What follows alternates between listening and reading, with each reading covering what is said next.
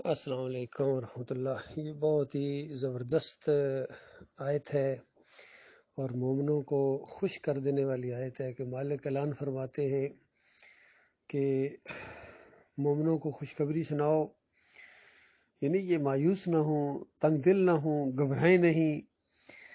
ان کے لیے ان کے مالک کی طرف سے بڑا فضل ہونے والا ہے۔ فضل الکبیرہ کہا گیا ہے۔ کبیرہ جب اللہ کسی کو بڑا کہے تو بتائیے کیا وہ بات ہوگی۔ کئی مالک اس کو فوز العظیم کہتا ہے، بہت بڑی کامیابی مومنوں کے حصے میں آنے والی ہے۔ تو یہ بہت ہی زبردست بات ہے۔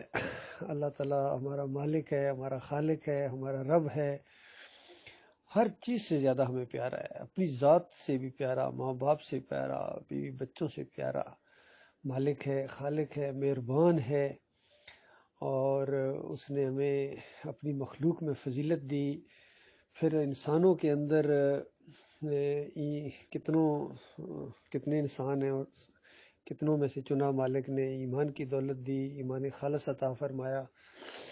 پھر کتنے مومنوں کے اوپر بھی گویا اس انداز سے کہ آگے بڑھنے کی توفیق عطا فرمائی کہ اللہ کے دین کے لیے ہم ہر اول دستہ ہیں، اس کے لیے ہر طرح کی قربانی دینے کے لیے تیار ہیں۔ الحمدللہ اس دین کی بات کو ہم پوری دنیا کے اوپر غالب کرنے کا ارادہ اور نیت رکھتے ہیں۔ اللہ کی مدد سے یہ دین غالب ہوگا، دین اسلام، اور کفر و شرک کا جنازہ اٹھے گا۔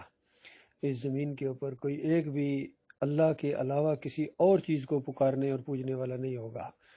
نہ مورتیوں کو پکارا جائے گا، نہ مزاروں کو اور مندروں کو اور ان گنبدوں کو، باباؤں کو، اور عرس اور میلے کا خاتمہ ہوگا۔ نظر اور نیاز غیر اللہ کی اس کا نام و نشان مٹ جائے گا، اور کوئی بھی فرقہ نہیں ہوگا، نہ بریلویت ہوگی، نہ دیوبندیت، نہ اہل حدیثیت، نہ یہودیت، نہ نصرانیت، نہ قادیانیت، نہ شیعت، اور نہ صوفیزم ہوگا۔ یہ سارے باطل دین سرنگوں ہوں گے دین اسلام کے مقابلے میں، کیونکہ جب حق اٹھتا ہے، حق کی دعوت اٹھتی ہے اور باطل کے سر پر چوٹ پڑتی ہے، اس کا بیجا پھاڑ دیتی ہے۔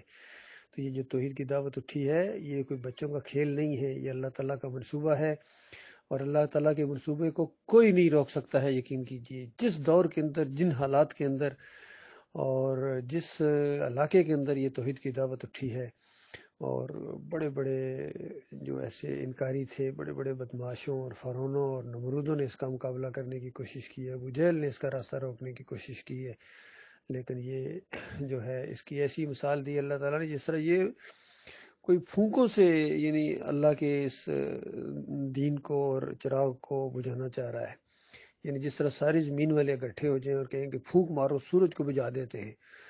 تو صوفیوں کا معاملہ اور ہے، لیکن یہ انسانوں کی بس کی بات نہیں ہے۔ پوری دنیا کی فوجیں مل جائیں، پوری دنیا کی ایجنسیاں مل جائیں، پوری دنیا کے بدماش مل جائیں، مولوی مل جائیں، پیر مل جائیں، تو یہ اللہ کے اس دین کو نہیں روک سکتے ہیں۔ اور یہ اللہ کا بہت بڑا احسان ہے ہمارے اوپر کہ مالک نے کمزوروں کو چنا ہے، کیونکہ مالک طاقت والا ہے، مالک طاقت والا ہے، تو کمزوروں کو چنا ہے اس نے اور راستہ دکھایا ہے۔ یہ ہے جس سے پوری طرح انسان کو سمجھ آتی ہے۔ توحید کی سمجھ جب آتی ہے تب پتہ چلتا ہے یہ دنیا میں کیا ہو رہا ہے، اور یہ صبح کیوں ہو رہی ہے، شام کیوں ہو رہی ہے، سورج کیوں چمک رہا ہے، بارشیں کیوں ہو رہی ہیں، اناج کون اگا رہا ہے، اور یہ ہر طرف اس کی توحید کے دلائل ہیں اور رد شرک ہے۔ تمام انبیاء نے یہی دعوت دی تھی، اللہ کے بندوں یہی پیغام لے کر آئے تھے، اور اس بندے کے لیے بہت بڑی کامیابی ہے، بہت بڑی خوشخبری کا اعلان کر دیا گیا، ان کا پرچہ آؤٹ کر دیا گیا۔ کہیں فرمایا قد افلح المومنون، مومن کامیاب ہو چکے۔ حالانکہ اس دور کے اندر جب یہ آیت نازل ہوئی، مومنوں کو مکہ کے اندر گھسیٹا جا رہا تھا، ان کا پتھراؤ ہو رہا تھا، انگاروں کے اوپر لٹایا جا رہا تھا، اور مالک فرماتا ہے مومن کامیاب ہو چکے، گویا ان کا اعلان کر دیا گیا ان کی کامیابی کا، یہ اتنا یقینی ہے کہ گویا ہو چکے۔ یہ انداز ہے مالک کی کتاب کا۔ اللہ تعالیٰ ایمان کے اوپر قائم رکھے، مالک آخری دم تک، اور کفر و شرک کے خلاف یہ جنگ جاری ہے، جہاد جاری ہے، یہ جاری رہے گا انشاءاللہ۔ کوئی طاقت اس کو نہیں روک سکتی ہے، چاہے کافروں، مشرکوں اور باغیوں اور انتشاریوں اور مرتدین کے سینے غم و غصہ سے پھٹ جائیں۔